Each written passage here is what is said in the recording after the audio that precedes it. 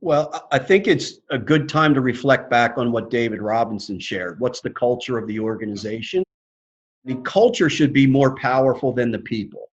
And so when you're going to be in charge of communication, there are a lot of things that are really critical. And that is, I'm a huge believer that bad news, no news is worse than bad news.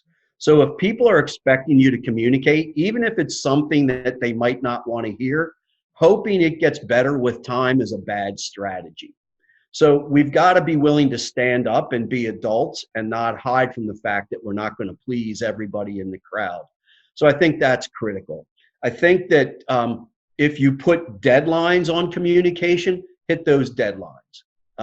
When people see you set a deadline, but then you ignore it, that means there's a reason or an excuse to almost behave any way you want because there's no standards of decorum or no standards of politeness and courtesy in how the organization moves forward.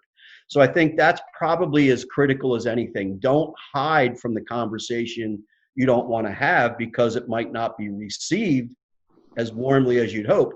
Stand up. It's not personal. In a way, it's not personal. It's just the business of running an organization.